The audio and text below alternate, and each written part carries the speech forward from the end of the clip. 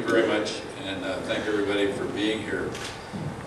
And as always, it's a pleasure to listen to the mayor speak for the city and to listen to Congressman Schiff so eloquently frame the issues both on a national and international perspective.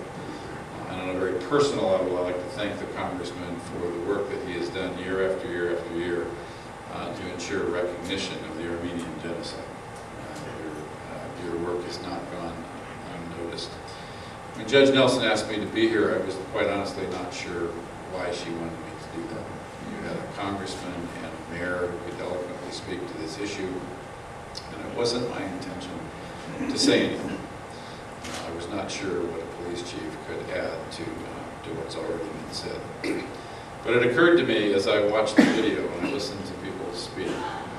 I recently returned within the last month from the village where my father was born and stood in a place where at one time there were 20,000 Armenians and today there are none. My father was the only one of his brothers and sisters to survive the genocide that occurred at that time. And as I sat here and watched this, it struck me, I don't remember who said it, that all that is necessary for evil to prevail is for good people to say nothing. And so it struck me that I could not sit here and simply say nothing. These people do have names. The reality of what is attributed to Adolf Hitler is that when asked about world opinion with regards to what he intended to do to the Jews, he said, "Who today speaks of the Armenians?" And if we do not speak of everyone who is at peril and at risk, their lives, whatever fate may await them, will simply go unnoticed and continue to happen to others. So I thank you for being here. I thank the mayor for so eloquently representing our city, and for Congressman Schiff for his untiring efforts to see that justice prevails. And Judge, thank you for letting me be here today.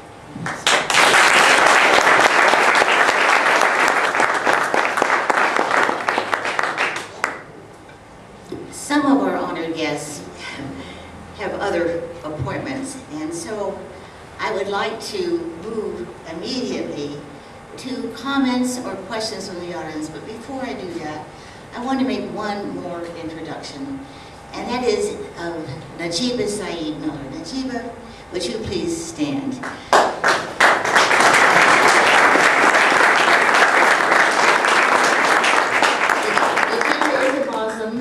And that's why I wanted her to be especially noticed. She's the former executive director of the Western Justice Center. She is now the executive director of the Interethnic, Interreligious Conflict Resolution Organization.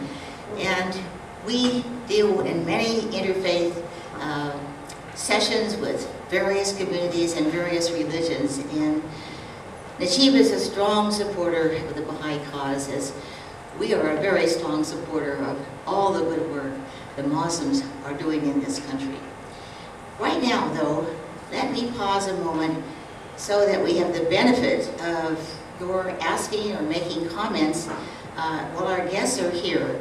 Is there anyone? Yes? No, I just have the mic. So. Oh. Thank you. Well, that leads me to say, I wonder, Al is the chairman of the local spiritual assembly of the Baha'is of Pasadena. Would all the members of the local assembly please stand to be recognized? Please. They're reluctant, but at any rate, now, questions or comments? Please give your name and where you're from. Good evening. My name is Randy Brown. I'm from the American Jewish Committee of AJC. Thank you for being here. It's an honor to be here. It was an honor to be at the Baha'i Center in Haifa 3 times. It's an amazing garden and place to be, very spiritual and divine. I have a comment and then a question for Congressman Schiff, and then open for the entire panel. While President Clinton was successful for targeted, laser-pointed diplomacy for a particular group. I think in this case, Baha'i community and at large, it's more endemic of a overall atmosphere that's really changing and has tremendous potential. And Iran, for example, they import 40% of their petroleum. We at AJC, I personally believe, with this measured idea and action, it is through economic sanctions.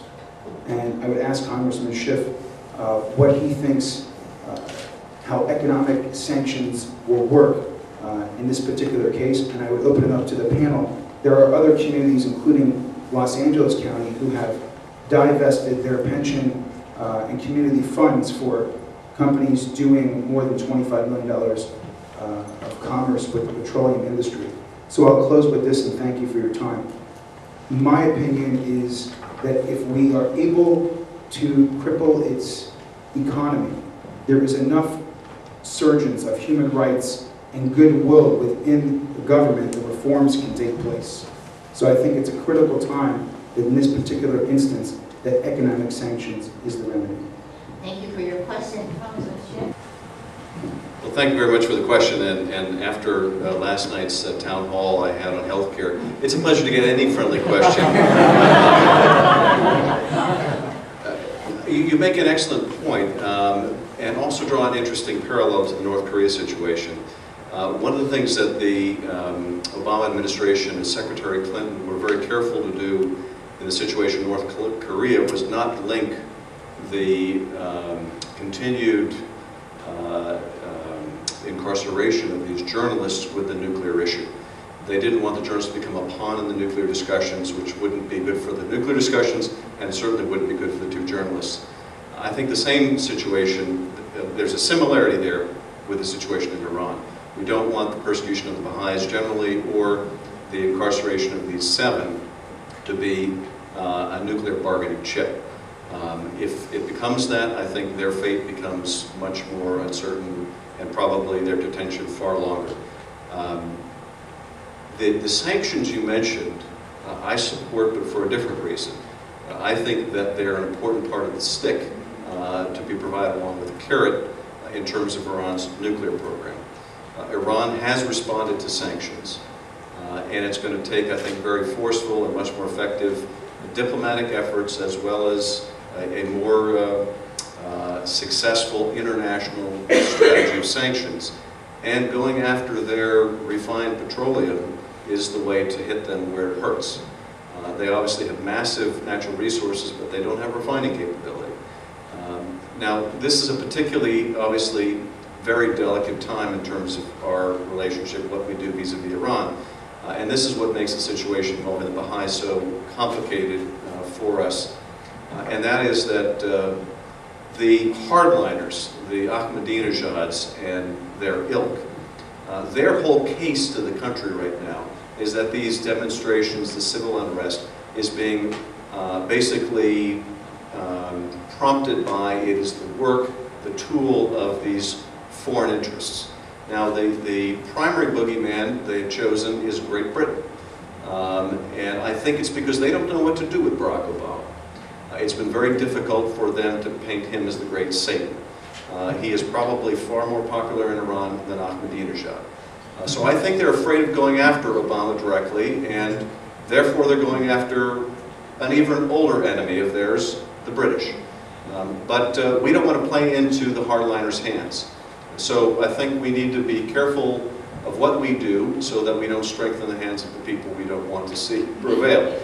So that's some of the difficulty, but in terms of dealing with the nuclear issue, which I think we should keep separate, I think sanctions are necessary, and I think the President has done what he can do in reaching out, in acknowledging, as he did very early in a statement, a very important Iranian holiday celebration, in opening the door to discussions with Iran, but at the same time that's got to be backed up with very real sanctions if Iran continues down the path towards a nuclear